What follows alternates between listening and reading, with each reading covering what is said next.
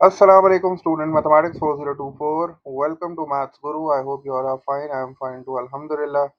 In this video we'll be looking at three questions, and these questions are from two topics mainly. The first one is from statistics and the second one is from trigonometry. Statistics में हमारे पास scatter plot है, and then we will see how to find the estimated mean of a group data. थोड़ा सा उसका भी revision हो जाएगा.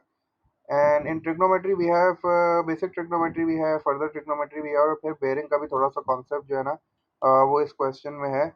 तो मल्टीपल कॉन्सेप्ट जो है ना इंशाल्लाह रिफ्रेश हो जाएंगे. And these questions are from grade 10 EOI paper. As you know that we are solving that paper. हमने प्रीवियस पार्ट्स में भी उसके काफ़ी सारे क्वेश्चंस जो है वो डिस्कस किए हैं. अब we have question number 10, 11 and 12. इसके अलावा दो क्वेश्चंस मेरे ख्याल से और रह गए, तो वो भी इंशाल्लाह जो है वो तुम लोग के साथ शेयर कर लूँगा उसके सॉल्यूशन. बाकी आई होप ये वीडियो तुम लोग के लिए हेल्पफुल होगी इंशाल्लाह, क्योंकि इसमें मल्टीपल कॉन्सेप्ट्स है ना, तो एक अच्छा रिफ्रेशर है ये तुम लोग के लिए. काफ़ी सारी चीज़ें जो है ना वो रिफ्रेश हो जाएंगी. तो आई होप तुम लोग ने प्रीवियस पार्ट्स भी देखे होंगे. ठीक है, तो let's just start this part. इसको भी जो है वो स्टार्ट करते हैं. फर्स्ट क्वेश्चन हमारे पास जो है वो स्कैटर प्लॉट का है.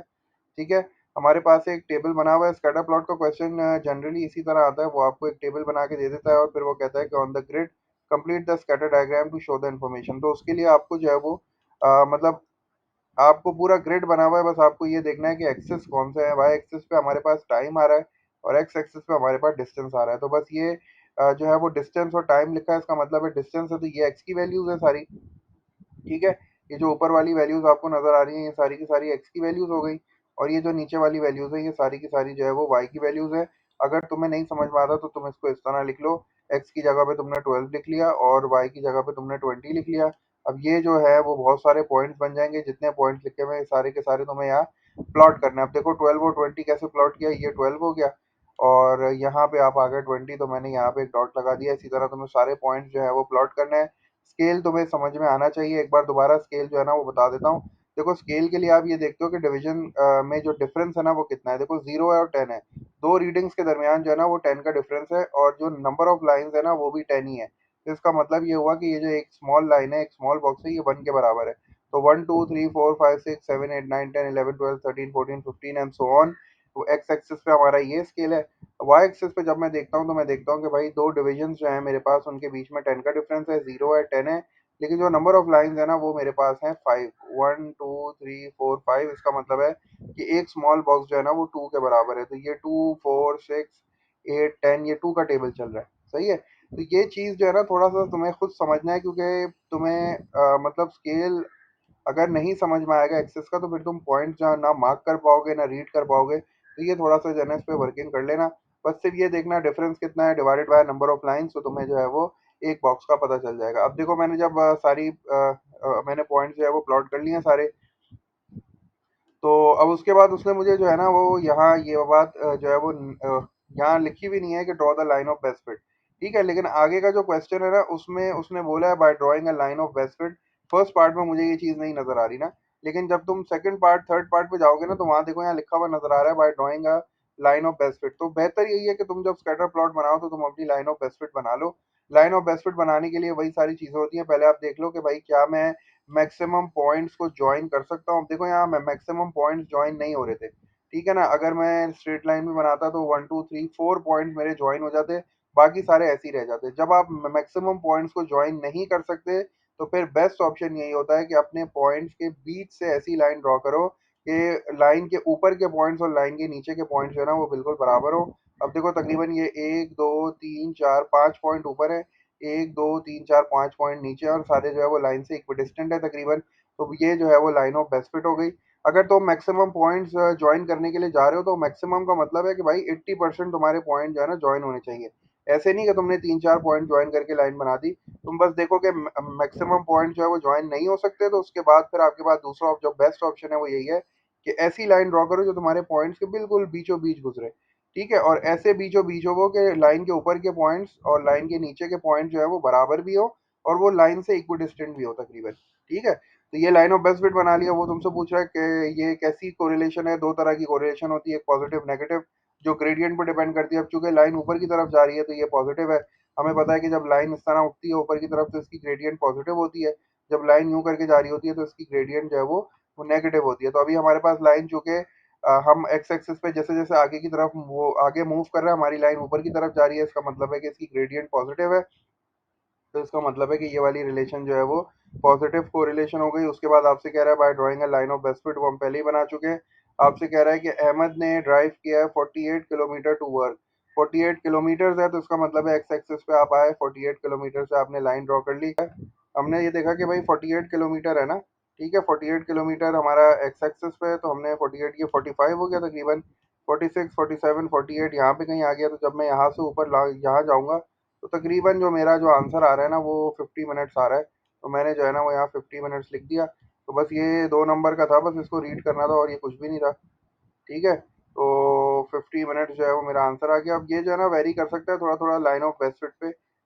ये बस इतना नहीं होता, इसकी रेंज होगी ना, इस पे परेशान होने की जरूरत नहीं है, इसका आंसर जो है ना वो अकॉर्डिंग टू रेंज होगा। तो 50 मिनट जो है ना वो इसका बिल्कुल जो है वो यहाँ से एक्यूरेट आ रहा है। बाकी तुम स्केल्स वगैरह अभी तो मेरे पास स्केल नहीं है, तुम स्केल से देखोगे तो तुम्हें जो है वो एक्यूरेट आंसर मिल जाएगा। 51 है या 50 मिनट जो है वो इसका बिल्कुल एक्यूरेट आंसर आ रहा है। ठीक है, ठीक है ना। तो बस ये थर्ड पार्ट में हमें क्या करना है, हमने लाइन ऑफ बेस्ट फिट पहले ही बना ली थी। तो लाइन ऑफ बेस्ट फिट बनाने के बाद अब हमें बस वो रीडिंग पढ़नी है। तो 48 किलोमीटर बोला उसने, तो डिस्टेंस पे आप आ जाओगे। 48 किलोमीटर से आप एक लाइन ड्रॉ करोगे ऊपर की तरफ, और आप जाके अपनी लाइन ऑफ बेस्ट फिट को टकरा के आप यहाँ से पढ़ लोगे। तकरीबन 50 के करीब कुछ जो है वो इसका टाइम आ रहा है।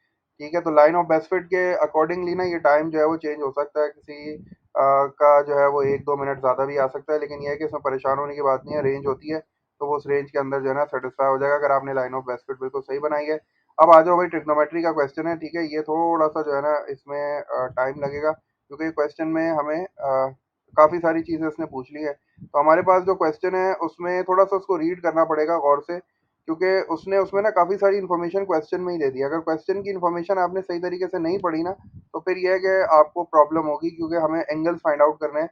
तो एंगल फाइंड आउट करने के लिए, बेरिंग फाइंड आउट करने के लिए हमें क्वेश्चन को रीड करना है अच्छी तरीके से। ये कह रहा है कि in the diagram the points A B C D are on a level ground such that C D is equal to 24 metres, A C is equal to 43 metres and A B is equal to 25 metres. ये सारी चीजें जो है वो figure में mention है। उसके बाद उसमें बोला angle B A C is equal to 108। B A C ये वाला एंगल है, बड़ा एंगल। ठीक है, ये पूरा का पूरा हमें 108 दिया हुआ है। अब वो कह रहा है कि डी इज ड्यू साउथ। अब देखो ये जो इन्फॉर्मेशन है ना ये बड़ी इंपॉर्टेंट है। D is due south of C. पहले हम यहाँ काम कर लेते हैं कि हम यहाँ जो है ना एक स्केल बना लेते हैं, जो हमारा सॉरी जो हमारा कंपास होता है नॉर्थ साउथ ईस्ट वेस्ट, तो वो हमने यहाँ बना लिया ताकि हमें समझ में आए कि भाई ये डायरेक्शन क्या है। तो ये नॉर्थ हो गया, ये साउथ हो गया, ये ईस्ट हो गया, और ये हमारे पास हो गया वेस्ट। अब देखो ये बोल क्या रहा है, ये कह रहा है कि भाई डी जो है ना वो साउथ पे है सी के, तो सी हमारे पास ये हो गया। अब साउथ की डायरेक्शन क्या होती है, नीचे होती है, तो ये नीचे की तरफ हो गया ये। ठीक है, तो सी जो है वो मतलब जो है वो बिल्कुल डी के ऊपर है, इस तरह समझो ना। तो ये 90 डिग्री हो गया एक, सही है। और फिर वो अब ये 90 डिग्री मुझे कैसे पता चला, देखो यहाँ क्या कह रहा है, and A is due west of D. A जो है ना वो डी के बिल्कुल वेस्ट पे है। देखो देखो वेस्ट कहाँ पे होता है, उस साइड पे होता है। तो ये रहा डी, तो इसके डी के बिल्कुल वेस्ट पे ए है, तो इसका मतलब है कि ये वाला एंगल जो है ना वो 90 डिग्री है। ये वाला एंगल 90 डिग्री। और फिर देखो मैंने यहाँ नॉर्थ बनाया है, तो अब ये नॉर्थ होगा तो डेफिनेटली ये वाला जो एंगल होगा ना, ये वाला जो एंगल मैं बना रहा हूँ ये डेफिनेटली जो है ना ये भी 90 डिग्री होगा। तो ये सारी चीज़ें जो है ना मुझे क्वेश्चन से समझ में आई है, क्योंकि ये नॉर्थ बना हुआ है, और ये जो है वो आप समझ लो कि ये जो है वो ईस्ट और जो है वो वेस्ट वाली लाइन है, समझो ये डी है तो ये साउथ है, तो ये वाला एंगल भी 90 डिग्री होगा, ये वाला एंगल भी 90 डिग्री होगा। तो अब देखो ये जो ट्राइंगल बन गया ए सी डी, ये राइट एंगल ट्राइंगल बन गया। ठीक है, चलो अब जरा चलते हैं आगे। आगे हमसे कह रहा है कि भाई given that X lies on A C such that angle A B X. Angle A B X जो है वो ये वाला है, ए बी एक्स ये वाला एंगल। ठीक है, एंगल ए बी एक्स जो है वो 40 डिग्रीज दिया हुआ है। और हमसे कह रहा है find the bearing of C from A. अब वो कह रहा है कि you have to find the bearing of C from A. तो पहले बेरिंग मार्क करते हैं कि ये बेरिंग है कौन सी। तो सी फ्रॉम ए बोल रहा है, इसका मतलब ये हो गया कि हमें अपना नॉर्थ जो है ना वो ए पे ड्रॉ करना है। तो जो फ्रॉम के बाद वाला लेटर होता है इस पे हम हमेशा अपना नॉर्थ ड्रॉ करते हैं। तो हमें जो है वो ए पे अपना नॉर्थ ड्रॉ करना है, जो कि पहले से यहाँ हुआ हुआ है। थोड़ा सा बड़ा सा बना दिया कि ये पूरा 90 डिग्री है। ठीक है ना, तो ये पूरा 90 डिग्री हो गया। और अब मैं जो है ना उसकी बेरिंग बना देता हूँ, ब्लैक से बना देता हूँ बेरिंग। मुझे ये फाइंड करना है, ये है बेरिंग, सही है। ये बेरिंग है पूरी, मुझे ये फाइंड करनी है। This is the bearing of C from A. ठीक है ना, सी पे मैंने जो है ए पे नॉर्थ बना दिया, और फिर मैं यहाँ से क्लॉकवाइज मूव कर रहा हूँ सी तक। तो ये वाला एंगल मुझे फाइंड करना है। और मुझे ये पता है ये पूरा 90 है, तो इसका मतलब है कि अगर मैं अंदर वाला एंगल, ये छोटा वाला जो एंगल है, अगर मैं ये फाइंड कर लूँ तो मैं 90 में से सब्ट्रैक्ट करके बेयरिंग निकाल सकता हूँ बड़ी आसानी से। और ये वाला एंगल कैसे आएगा भाई, ये तो राइट एंगल ट्राइंगल है, राइट एंगल ट्राइंगल में आपको दो साइड दी हुई है, तो दो साइड दी हुई है तो राइट एंगल ट्राइंगल में आप कोई भी एंगल निकाल सकते हो, ठीक है, बाय यूजिंग ट्रिग्नोमेट्रिक रेशियो। तो मैंने यही वाला काम किया। मैं पहले ये ट्राइंगल तुम्हें बना के दिखाता हूँ इधर, कि मैंने ये वाला ट्राइंगल बनाया है जिस ट्राइंगल का नाम है इसका नाम है ए, ठीक है, ये हो गया डी और ये हो गया सी। मैंने ये वाला ट्राइंगल यूज़ किया है। इस ट्राइंगल में ये वाली साइड जो है वो 24 मीटर्स है और ये वाली साइड जो है ना वो 43 मीटर्स है। तो और मुझे कौन सा एंगल फाइंड करना है, मुझे ये वाला एंगल फाइंड करना है। तो एंगल के सामने वाली साइड हो गई ऑपोजिट, ठीक है, ये तो 90 डिग्री हो गया। 90 डिग्री के सामने वाली साइड क्या हो गई, हाइपोटेन्यूज। और एडजेसेंट तो ना मुझे फाइंड करनी है, और सॉरी एडजेसेंट तो ना गिवन है, तो इसलिए मैं इसको लेबल ही नहीं कर रहा। मेरे पास दो कौन सी साइड गिवन है, ऑपोजिट और हाइपोटेन्यूज गिवन है। मेरे पास कौन सी दो साइड्स गिवन है, ऑपोजिट एंड हाइपोटेन्यूज। तो ऑपोजिट हाइपोटेन्यूज का रेशियो क्या होता है, साइन होता है। तो मैंने क्या किया, ये वाला एंगल निकालने के लिए sine angle C A D is equal to opposite 24/43 पे साइन को शिफ्ट करूंगा, साइन इनवर्स हो जाएगा। और कैलकुलेटर से ये जो है मैं फाइंड आउट करूंगा, तो मेरे पास जो एंगल सी ए डी आ गया that is coming out as 33.9 degrees. अब ये 33.9 आ गया ना, मुझे पता है ये टोटल 90 है, तो मैं 33.9 को 90 में से माइनस कर दूंगा, तो मेरे पास ये वाली बेरिंग आ जाएगी। और ये बेरिंग जो है वो मेरे पास आ रही है 56.1। चूंकि बेरिंग है तो मैंने इसको थ्री डिजिट्स में लिखना है। थ्री डिजिट्स का मतलब होता है होल नंबर, डेसिमल के बाद वाला डिजिट नहीं काउंट होता, होल नंबर्स में मुझे जो है वो थ्री डिजिट चाहिए होता है। तो मैंने जो है वो 056.1 लिख दिया। ये ब्लैक वाली बेरिंग मुझे फाइंड करनी थी। ये टोटल एंगल जो रेड से यहाँ लिखा हुआ है ये 90 डिग्री है। तो मैंने ये अंदर वाला छोटा एंगल फाइंड कर लिया बाय यूजिंग ट्रिग्नोमेट्रिक रेशियो, और ये आ गया 33.9। साइन मैंने यूज किया और उसके बाद मैंने सब्ट्रैक्ट कर लिया, तो मेरे पास जो है वो बेरिंग आ गई C from A that is coming out as 056.1। अगले पार्ट में कह रहा है the length of C X, मुझे सी एक्स की लेंथ फाइंड आउट करनी है। सी एक्स जो है वो बेसिकली ये जो बड़ा ट्राइंगल तुम्हें नजर आ रहा है ना सी एक्स, ये रहा सी एक्स, ठीक है। ये वाला पार्ट जो है ना सी से लेके एक्स तक ये सी एक्स है। अच्छा, ए से लेके सी तक जो है ना वो 43 मीटर्स है। ए से लेके सी तक 43 मीटर्स है। अगर मैं ए से एक्स फाइंड कर लूँ ना, अगर मुझे ए से एक्स मिल जाए तो मैं 43 में से सब्ट्रैक्ट कर लूंगा, तो मुझे जो है वो सी एक्स भी मिल जाएगा। सी एक्स ही मुझे फाइंड करना है। तो मैं क्या ए एक्स फाइंड कर सकता हूँ, ए एक्स फाइंड आउट करने के लिए अगर मैं ये वाला ट्राइंगल बनाऊँ तो इस ट्राइंगल में मुझे तीनों एंगल्स पता है और दो साइड्स पता है। तो मैं यहाँ साइन रूल यूज़ कर सकता हूँ। पहले मैं ये ट्राइंगल तुम्हें बना के दिखाता हूँ। ये ट्राइंगल जो है ना वो इस तरह है। इस ट्राइंगल को पहले जो है वो बना लेते हैं, फिर उसको देखते हैं। ये ट्राइंगल है बी, ठीक है, और ये वाली साइड है एक्स, ये वाली साइड है ए, सही है ना। तो इस ट्राइंगल में मेरे पास जो है ना ऑलमोस्ट तीनों एंगल्स मौजूद हैं। ये 108 है, ये वाला एंगल जो है वो 108 है, इसको 108 लिख लेते हैं, ठीक है। और जो बाकी दो एंगल्स हैं ये भी गिवन है, ये 40 है और ये 32 मैंने फाइंड कर लिया। कैसे फाइंड किया, क्योंकि तीनों इंटीरियर एंगल्स का सम जो है वो 180 डिग्री होता है, तो 108 में 40 ऐड किया और 180 में से माइनस किया, तो ये 32 भी आ गया। अब ये वाली साइड मुझे फाइंड आउट करनी है ए एक्स, ठीक है। ए एक्स में मैंने क्वेश्चन मार्क लगा दिया। 108 के सामने वाली साइड जो है वो मुझे नहीं पता, तो मैं 108 ही नहीं यूज़ कर सकता, मैं 40 और 32 यूज़ करूंगा, सही है ना। 40 के सामने वाली साइड मुझे फाइंड करनी है, 32 के सामने वाली साइड 25 है, तो मैं यहाँ साइन रूल यूज़ कर सकता हूँ। देखो मैंने साइन रूल यूज़ किया। साइन रूल जो है वो किस तरह होता है, जैसे मुझे कौन सी साइड चाहिए, मुझे ए एक्स चाहिए ना, तो मैंने ए एक्स से स्टार्ट किया। ए एक्स मैंने ऊपर लिखा, ए एक्स के सामने वाला एंगल कौन सा है, ए एक्स के सामने वाला एंगल है 40, तो साइन 40 डिनोमिनेटर में आ गया, इक्वल्स टू इसके अलावा जो एक साइड और गिवन है वो 25 है, तो 25 उसके सामने वाला एंगल हो गया साइन 32। क्रॉस मल्टीप्लाई करो, सॉल्व करो, ए एक्स की वैल्यू आ जाएगी 30.3 मीटर्स। और चूंकि मुझे सी एक्स चाहिए था, ए एक्स नहीं चाहिए था, मुझे सी एक्स चाहिए था, तो टोटल मुझे पता है ए से सी तक है 43, तो सी एक्स निकालने के लिए 43 में से 30.3 को माइनस कर दिया, तो मेरे पास जो है वो सी एक्स की वैल्यू आ गई 12.7 मीटर्स, ये सी एक्स की वैल्यू आ गई। फिर मुझसे कह रहा है length of B C, B C find कर लो लेंथ। तो बी सी फाइंड करना है लेंथ के लिए, तो ये मैं बड़ा वाला ट्राइंगल बना देता हूँ, ठीक है। और मैं डायरेक्ट जो है वो इस पे देखता हूँ, मैं साइन रूल लगाऊंगा कि मैं कोसाइन रूल लगाऊंगा। ये जो है वो बी हो गया, सही है, और ये जो है वो सी हो गया, ये ए हो गया। अब इस ट्राइंगल में मेरे पास जो है वो अब मुझे ये भी पता है 43 टोटल, ठीक है, ये वाली साइड 43 है, ये वाली साइड 25 है, और मुझे इसका इंक्लूडेड एंगल भी पता है, तो मैं कोसाइन रूल यूज़ करके जो है वो length of B C find out कर सकता हूँ। तो ये ट्राइंगल मैं इसकी बात कर रहा हूँ, मुझे ये वाली साइड चाहिए, मैंने कोसाइन रूल यूज़ कर लिया, ठीक है ना। कोसाइन रूल उस वक्त लगता है जब इंक्लूडेड एंगल गिवन होता है, दो साइड और इंक्लूडेड एंगल, तो मैंने कोसाइन रूल यूज़ किया। ठीक है, कोसाइन रूल की थोड़ी सी जो है ना वो प्रैक्टिस कर लेते हैं। कोसाइन रूल कैसे लगता है भाई, हमें ये वाली साइड जो फाइंड करनी होती है ना, हम उससे स्टार्ट करते हैं। जो साइड हमें फाइंड करनी होती है हमने उससे स्टार्ट किया, BC। ठीक है, और चूंकि इस पे स्क्वायर होता है तो मैं अगली साइड पे स्क्वायर रूट लगा देता हूँ। अब देखो पैटर्न कैसा होता है, पैटर्न ये होता है कि जो साइड फाइंड करनी है वो तो खत्म हो गई ना। अब जो बाकी दो साइड्स हैं इनके स्क्वायर ले लेता हूँ पहले मैं, तो ये 25 हो गया। ठीक है, 25 स्क्वायर हो गया, फिर मैं प्लस का साइन लगाता हूँ। और फिर जो दूसरी साइड है वो है 43 स्क्वायर, तो ये 43 स्क्वायर हो गया। अब इसके बाद आता है माइनस का साइन। ठीक है, माइनस आता है, फिर 2 आता है। 2 के बाद ना ये दोनों साइड जो जो मैंने स्क्वायर में लिखी है ना, ये मल्टीप्लाई होती हैं, तो 25 आता है और फिर 43 आता है, और फिर आखिर में चूंकि ये कोसाइन रूल है तो ये आपका कॉस आ जाएगा, कॉस के साथ जो है वो इंक्लूडेड एंगल आ जाएगा, तो ये बन जाएगा आपके पास कॉस 108 डिग्रीज। अब बस कैलकुलेटर का काम है, कैलकुलेटर यूज़ करो और जो है वो जो है स्क्वायर रूट निकाल लेना आखिर में, और अपना आंसर जो है वो मैच कर लेना। 56.02 मीटर जो है वो इसका फाइनल आंसर आ रहा है।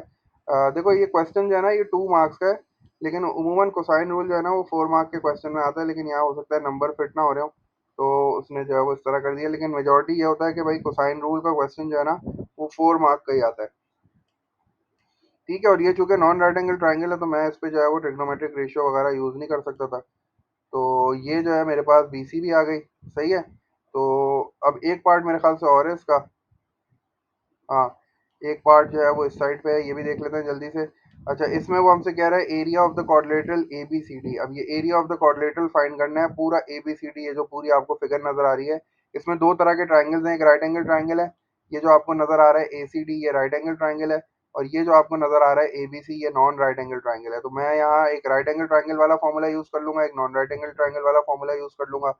नॉन राइट एंगल ट्राइंगल वाला फॉर्मूला क्या है, टू साइड्स और इंक्लूडेड एंगल गिवन है, तो मैं यूज कर सकता हूँ हाफ इंटू टू साइड्स 25 43, और इसमें साइन आता है, sine of the included angle, तो साइन 108 आ गया। अच्छा, अब ये देखो यहाँ जो है ना इस क्वेश्चन को दो तरीकों से कर सकते हैं। एक तो ये है कि आप ये वाला एंगल निकाल लो, ऊपर वाला ये आप निकाल सकते हो, ये 90 डिग्री है, ये 33.9 है, तो आपने 90 और 33.9 को ऐड किया और आपने 180 में से माइनस किया, तो ये 56.1 आ गया। अब देखो इसको चूंकि ये राइट एंगल ट्राइंगल है तो इसको जो है वो यहाँ नॉन राइट एंगल ट्राइंगल के फॉर्मूले से भी सॉल्व कर लिया। हाफ इज इक्वल्स टू, दो साइड्स कौन सी दी हुई है, एक 43 दी हुई है, 24 दी हुई है, और फिर साइन ऑफ 56.1। ठीक है, लेकिन मैं जो है ना वो इस तरह नहीं करूंगा, मैं आपको बोलूंगा कि ये वाला फॉर्मूला यूज ना करना। ठीक है, आप यही वाला फॉर्मूला यूज करना, half into base into height. तो उसके लिए पहले जो है ना वो पाइथागोरस थ्योरम यूज करके AD निकाल लेना। ये चूंकि 2 मार्क का क्वेश्चन था ना तो इसलिए जो है वो वर्किंग अवॉइड की है। लेकिन मैं अगर आपको, जैसे अगर ये पेपर में आता है ना, तो आप फिर ये वाला फॉर्मूला यूज नहीं करना, आप राइट एंगल ट्राइंगल के लिए जो राइट एंगल ट्राइंगल का फॉर्मूला है half into base into height, वो आप यूज कर लेना। उसके लिए तुम्हें जो है वो पाइथागोरस थ्योरम लगाना पड़ेगा। चलो हम उसी तरह सॉल्व कर लेते हैं, देखो उससे भी सेम आंसर आएगा बिल्कुल। ठीक है, तो ये हमने जो है हम यहाँ तक ये कर लेते हैं, ये जो नॉन राइट एंगल ट्राइंगल है उसके लिए हमने यही फॉर्मूला यूज कर लिया। अब ये वाला जो हमारा ट्राइंगल है ना, हम इसको जो है वो राइट एंगल ट्राइंगल वाले फॉर्मूले से कर रहे हैं। ठीक है, फिर हम देखते हैं कि हमारा आंसर जो है वो मैच होता है कि नहीं होता। तो हम क्या करते हैं, half into base into height, तो उसके लिए सबसे पहले मुझे ना ये वाली साइड निकालनी पड़ेगी AD, तो वो पाइथागोरस थ्योरम से निकालूंगा मैं। ठीक है, तो पहले मैं जो है वो पाइथागोरस थ्योरम अप्लाई करता हूँ। पाइथागोरस थ्योरम क्या होता है भाई, अब चूंकि मुझे क्या निकालना है, मुझे बेस निकालना है ना, तो AD जो है वो किसके बराबर हो जाएगी, AD इज इक्वल्स टू, अब पाइथागोरस थ्योरम में स्क्वायर रूट आता है। ठीक है ना, तो ये स्क्वायर रूट हो गया। हाइपोटेन्यूज कितनी है मेरे पास, हाइपोटेन्यूज है 43। अच्छा, आप कैलकुलेटर यूज कर लो जल्दी से, स्क्वायर रूट आ गया, स्क्वायर रूट के अंदर आ गया 43 स्क्वायर माइनस 24 स्क्वायर आ गया, इक्वल्स टू, मेरे पास जो आंसर आ रहा है वो आ रहा है 35.67। ये मैंने जो है वो अपनी बेस फाइंड आउट कर ली, 35.67 आ गई। चलो बस अब मैं जो है वो half into base into height वाला फॉर्मूला यूज़ करता हूँ।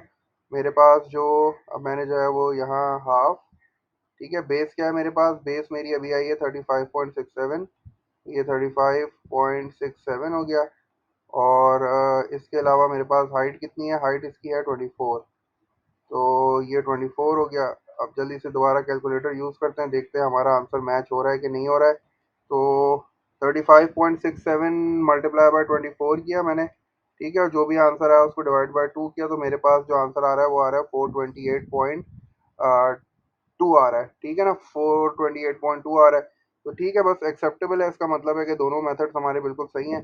तो तुम इस वाले मेथड से भी कर सकते हो, लेकिन मैं तुम्हें ये रिकमेंड करूंगा कि भाई अगर राइट एंगल ट्राइंगल है ना, तो फिर आप जो है ना वो half into base into height वाला फॉर्मूला यूज करो।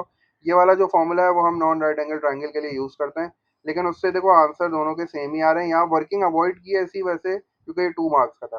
ठीक है ना। अब जाहिर सी बात है इसमें देखो एक एक्स्ट्रा मुझे स्टेप करना पड़ गया, मुझे पाइथागोरस थ्योरम से जो है वो बेस निकालनी पड़ गई, तो उस वजह से जो है ना वो यहाँ ये वाला मेथड यूज किया है। लेकिन मैं तुम्हें ये रिकमेंड करूंगा कि अगर राइट एंगल ट्राइंगल है ना, तो half into base into height वाला फॉर्मूला यूज करो। नॉन राइट एंगल ट्राइंगल के लिए जो है ना वो हम ये वाला फॉर्मूला यूज करते हैं जिसमें साइन आता है। तो जब दोनों को एरियाज को ऐड कर दोगे, तुम्हारे पास जो एरिया आ जाएगा वो आ जाएगा 939.5 मीटर स्क्वायर। ठीक है। अच्छा, तो ये 3 पार्ट से ट्रिग्नोमेट्री के क्वेश्चन के, जिसमें पहले में उसने हमसे बेरिंग पूछ ली थी, दूसरे में उसने हमें लेंथ, 2 लेंथ पूछी और फिर एरिया भी पूछ लिया उसने। ठीक है। अच्छा, अब एक क्वेश्चन और है ट्रिग्नोमेट्री का, उसके बाद जो है वो मीन वाला क्वेश्चन देख लेंगे। अब इस वाले क्वेश्चन में ना ये जो आपको यहाँ नजर आ रहा है उसमें उसने हमें बोला है the diagram shows the position P Q R S of 4 hotels. 4 hotel हमें नजर आ रहे हैं, पी क्यू आर एस जो है वो हमारे पास ये रहा पी, ये रहा Q, this is R, this is S. हमसे कह रहा है the bearing of Q from P is 065। Q from P का मतलब है पी पे नॉट बना हुआ है, ये जो 65 यहाँ लिखा हुआ है ये बेरिंग है। ठीक है, ये 065 हमें दी हुई है। हमसे कह रहा है the bearing of R from Q is 210। R from Q का मतलब है क्यू पे नॉट बनाओ और घूम के जो है वो आर तक आओ, तो ये वाला जो एंगल है ये 210 दिया हुआ है, ये भी क्वेश्चन में मेंशन है और ये भी क्वेश्चन में बिल्कुल मेंशन है। हमसे कह रहा है calculate angle P Q are, बाकी जो लेंथ है वो सारी फिगर में मेंशन है। हमसे कह रहा है calculate angle P Q are. अब पी क्यू आर कौन सा एंगल है पहले मार्क करते हैं, पी क्यू आर कौन सा एंगल है। पी से स्टार्ट हो रहा है, क्यू पे जा रहा है आर, तो ये वाला जो एंगल है ना, ये वाला एंगल मुझे फाइंड करना है। ठीक है, ये वाला एंगल मुझे फाइंड करना है, ये है पी क्यू आर। तो ये फाइंड करने के लिए मैंने सबसे पहले, चूंकि मुझे बेरिंग दी हुई थी, तो मैंने क्या किया, बेरिंग वाले कॉन्सेप्ट से मैंने देखा यार ये वाला भी नॉर्थ है, ठीक है, ये भी नॉर्थ है और ये भी नॉर्थ है, तो इसका मतलब है कि इनके जो इनसाइड एंगल्स होंगे वो सप्लीमेंट्री एंगल्स होंगे। यहाँ से लेके यहाँ तक और यहाँ से लेके यहाँ तक ये दोनों के दोनों जो है ना वो सप्लीमेंट्री एंगल्स हो गए। अगर एक 65 है तो ये वाला निकालने के लिए मैं क्या करूंगा, ये वाला निकालने के लिए मैं करूंगा सिंपल 180 माइनस 65। तो 180 में से जब मैं 65 को माइनस करूंगा तो मेरे पास आंसर आ जाएगा 115। ठीक है ना। 5 मिलाऊंगा तो 70 और फिर 30, 115 आ गया। अब ये बड़ा आसान हो गया। ठीक है, ये जो मैंने ब्लैक से एंगल मार्क किया यहाँ से यहाँ तक है 115 और यहाँ से लेके यहाँ तक है 210। तो बाकी एंगल कैसे निकालूंगा, 360 में से जो है वो दोनों को सब्ट्रैक्ट कर लेता हूँ। 360 में से मैंने 210 को भी सब्ट्रैक्ट कर लिया और इसी में से मैंने जो है वो 115 को भी सब्ट्रैक्ट कर लिया। तो मेरे पास जो आंसर आएगा that will be the value of angle P Q R, और वो कितनी आ जाएगी, that will be equals to 35 degrees. ठीक है ना, तो ये 35 डिग्रीज यहाँ से आया है। सही है, तो मैंने जो है वो सप्लीमेंट्री एंगल, चूंकि बेरिंग थी तो मैंने फौरन से देखा कि यार ये भी नॉर्थ है, ये भी नॉर्थ है, ये दोनों सप्लीमेंट्री एंगल्स होंगे। अगर ये 65 है तो ये टोटल हो जाएगा 115 और यहाँ से लेके यहाँ तक का एंगल है 210, यहाँ से यहाँ तक का है 115। तो ये छोटा सा एंगल कैसे निकलेगा, टोटल एंगल 360 होता है, 360 में से दोनों को सब्ट्रैक्ट कर लिया, 35 डिग्रीज आ गया। सेकंड पार्ट में वो मुझसे कह रहा है calculate the shortest distance from P to Q R. जब भी ये शॉर्टेस्ट डिस्टेंस वाली चीज आए ना, समझ लेना कि भाई तुम्हें जो है ना वो हाइट बनानी है। हाइट बनानी है, तुम्हें एक परपेंडिकुलर लाइन गिरानी है फ्रॉम टॉप टू बॉटम, और जैसी परपेंडिकुलर लाइन गिरेगी तो फिर राइट एंगल ट्राइंगल जो है वो बन जाएगा और आप ट्रिग्नोमेट्रिक रेशियो से जो है ना हाइट निकाल लोगे। बस ये याद रखना, शॉर्टेस्ट डिस्टेंस मतलब हाइट तुम्हें निकालनी है। तो अब वो बोल रहा है पी टू क्यू आर, तो मैंने क्या किया, पी से क्यू आर एक लाइन ड्रॉप की इस तरह। ठीक है, और ये लाइन कैसी होगी, चूंकि ये हाइट है तो हाइट हमेशा जो है वो परपेंडिकुलर होती है बेस के, तो ये 90 डिग्री बन गया। अब ये बन गया राइट एंगल ट्राइंगल जिसमें एक एंगल है 35, ये वाली साइड मुझे गिवन है 500। ठीक है, मैं इसको यहाँ तुम्हें बना के दिखाता हूँ। इसको यहाँ थोड़ा सा बना लेते हैं क्योंकि फिगर जो है ना थोड़ी सी हमारी ख़राब हो गई है। तो ये इस तरह बन रहा है, ये यूँ आ रहा है। ठीक है, और उसके बाद ये यूँ जा रहा है और ये यूँ आ रहा है। सही है, तो यहाँ 90 डिग्री बन रहा है आपके पास। ये वाला जो एंगल है, ये वाला एंगल जो है वो 35 डिग्रीज है, हमने फाइंड आउट किया है। ठीक है, तो ये मैंने ऐसे लिख दिया 35, और ये जो है ना 500 है, क्वेश्चन में मेंशन है ये 500 मीटर्स है। तो अब मुझे क्या फाइंड करना है, मुझे ये वाली साइड फाइंड करनी है। तो मैंने क्या किया भाई, लेवल किया जल्दी से। अब एंगल के सामने वाली साइड होती है ऑपोजिट और 90 डिग्री के सामने वाली साइड होती है हाइपोटेन्यूज। तो मुझे ऑपोजिट फाइंड करनी है, हाइपोटेन्यूज गिवन है तो मैंने साइन थीटा यूज किया। Sine 35 is equals to opposite जो है वो हाइट है, अपॉन हाइपोटेन्यूज 500, 500 डिवाइड हो रहा है उधर जाके मल्टीप्लाई हो गया, तो मेरे पास जो परपेंडिकुलर डिस्टेंस आ गया from Q to P R, जिसको मैं हाइट बोल रहा हूँ, that is coming out as 286.8 metres. ठीक है, तो बस अब ये एक चीज याद रखना कि जब भी तुम्हारे पास इस तरह की लैंग्वेज आए ना शॉर्टेस्ट डिस्टेंस वाली, तो ये समझ लेना कि ये तुमसे हाइट पूछ रहा है, डिस्टेंस पूछ रहा है मतलब हाइट पूछ रहा है। हाइट जो है वो आपके पास हमेशा बेस के परपेंडिकुलर होती है, और जहां से पूछ रहा है वहां से पहले बना लो। पी टू क्यू आर बोला था, तो मैंने पी से क्यू आर एक जो है वो परपेंडिकुलर लाइन ड्रॉप की, 90 डिग्री बनाया, राइट एंगल ट्राइंगल को निकाल के बाहर बनाया, और उसके बाद जो है मैंने साइन जो है वो ट्रिग्नोमेट्रिक रेशियो यूज करके जो है मैंने फाइंड आउट कर लिया अपनी शॉर्टेस्ट लेंथ, जो कि 286.8 आ गई। अब मुझसे कह रहा है calculate the bearing of S from P. अब ये भी चीज देख लेते हैं जल्दी से, एस फ्रॉम पी कह रहा है ना, एस फ्रॉम पी। तो एस फ्रॉम पी का मतलब है पहले पी पे नॉट बनाओ, पी पे नॉट जो है वो बना हुआ है, और एस फ्रॉम पी का मतलब है ये मुझे ये छोटा सा एंगल चाहिए भाई, ये है, ये बेयरिंग है बेसिकली। ठीक है ना, ये वाली बेयरिंग मुझे चाहिए। तो मैं एक काम करता हूँ, इसको मिटा देता हूँ थोड़ा सा पहले। तो एस फ्रॉम पी बोल रहा है ना, एस फ्रॉम पी का मतलब है कि नॉट तुमने पी पे बनाना है, नॉट पी पे तुम्हारे पास बना हुआ है। ठीक है, और वहां से तुम्हें क्लॉकवाइज घूमते हुए जाना है जहां तक तुम एस तक ना पहुंच जाओ। तो ये वाली जो है ना, ये मुझे बेयरिंग फाइंड करनी है लास्ट पार्ट में। अब ये बेयरिंग फाइंड करने के लिए मुझे ये टोटल एंगल दिया हुआ है 65, ये टोटल एंगल मुझे दिया हुआ है 65। अगर मैं ये छोटा वाला एंगल फाइंड आउट कर लूँ किसी तरह, तो मैं 65 में से माइनस करूंगा, मुझे बेयरिंग मिल जाएगी। ये छोटा वाला एंगल कैसे फाइंड कर सकता हूँ, ये तो राइट एंगल ट्राइंगल है भाई। राइट एंगल ट्राइंगल में दो साइड्स गिवन है, तो ये एंगल फाइंड करना क्या मुश्किल है। ये 335 दी हुई है, ये 500 दी हुई है, तो मैंने जो है वो ट्रिग्नोमेट्रिक रेशियो यूज किया। कौन सा ट्रिग्नोमेट्रिक वो रेशियो यूज करूंगा, ये एंगल फाइंड करना है ना ऑपोजिट और एडजेसेंट, तो टेन थीटा यूज किया मैंने। तो टेन थीटा यूज करने के बाद मैंने जो है वो ये छोटा वाला एंगल फाइंड कर लिया, ये एंगल आ गया 33.8। इन्वर्स कर लिया, 10 को शिफ्ट कर दिया, वो दूसरी साइड पे ऑपोजिट है 335, एडजेसेंट है 500। तो इस तरह जो है वो एस पी क्यू आ गया। जब ये एस पी क्यू आ जाएगा तो मैं इसको 65 में से माइनस कर दूंगा। मैंने 65 में से माइनस किया, मेरी बेरिंग आ गई 31.2 आ गई। चूंकि बेरिंग थ्री डिजिट्स होती है तो 031.2 आ गई। तो दिस इज द बेरिंग, ये बेरिंग आ गई मेरे पास from S of S from P. ठीक है, तो ये ट्रिग्नोमेट्री के क्वेश्चंस हो गए भाई। ट्रिग्नोमेट्री के क्वेश्चन के बाद अब एक क्वेश्चन मेरे ख्याल से और रह गया है, यहाँ है कोने में बिल्कुल, जिसमें हमें जो है वो एस्टिमेटेड मीन फाइंड करना है ग्रुप डाटा का। उसको भी देख लेते हैं जल्दी से। तो हमारे पास यहाँ ग्रुप डाटा गिवन है। ग्रुप डाटा की पहचान यही है कि वो इस तरह क्लास इंटरवल्स की फॉर्म में गिवन होता है। तो ये क्लास इंटरवल की फॉर्म में हमें जो है वो ग्रुप डाटा गिवन है। आपसे कह रहा है कि ये टोटल जो है वो 120 एम्प्लॉयज हैं। फर्स्ट पार्ट में कह रहा है फाइंड द मॉडल क्लास। अब मॉडल क्लास का मतलब है भाई जो जिस क्लास में सबसे जो है ना ज्यादा एम्प्लॉयज आ रहे हैं। ठीक है, तो अब मैंने देखा है यहाँ 29 है, ये 38 है, तो 38 सबसे बड़ा नंबर है। 38 सबसे बड़ा नंबर है, इसका मतलब है कि भाई यहाँ जो है ना सबसे ज्यादा लोग हैं इस क्लास में, तो ये मेरी मॉडल क्लास हो गई। ठीक है ना, तो ये क्या हो गई मॉडल क्लास 20, और ये टी और 40 मैंने इसी तरह लिख दिया, तो ये मुझे एक मार्क मिल जाएगा। सही है। इसके बाद मुझसे कह रहा था calculate an estimated mean. Estimated मतलब मीन, आपको पता है ग्रुप डाटा का मीन एस्टिमेटेड होता है। तो इसके लिए हमारे पास फॉर्मूला होता है mean is equal to sigma F X upon F. X निकालने के लिए बस इसमें काम होता है, इसमें आप जो है ना दो कॉलम्स एक्स्ट्रा बनाते हो, एक एक्स का कॉलम बनाते हो, ठीक है, और फिर एक एफ एक्स का कॉलम बनाते हो। तो एक्स निकालने के लिए क्या होता है, एक्स जो है वो हमारे पास मिड पॉइंट होता है ना। तो एक्स निकालने के लिए हम क्या करते हैं, अपनी दोनों जो क्लास की रेंज होती है इनको ऐड करते हैं। तो ये हो गया 0 + 20, इनको ऐड करूंगा और फिर इनको 2 से डिवाइड कर दूंगा, तो 0 + 20 हो गया 20, और 20 को जब मैं 2 से डिवाइड करूंगा तो ये आंसर आ जाएगा 10। ये एक्स बेसिकली मिड पॉइंट होता है। अब अगला मिड पॉइंट निकालना है, तो 20 और 40 को ऐड किया, 20 + 40 60 हो गया, 60 को डिवाइड बाई 2 किया तो 30 आ गया। उसके बाद 40 और 60 100 हो गया, 100 को 2 से डिवाइड किया 50 आ गया। 60 और 80 140 हो गया, 140 divide by 2 is 70। 80 and 100 is 180। 80 और 180 को 2 से डिवाइड करूंगा तो 90 आ गया।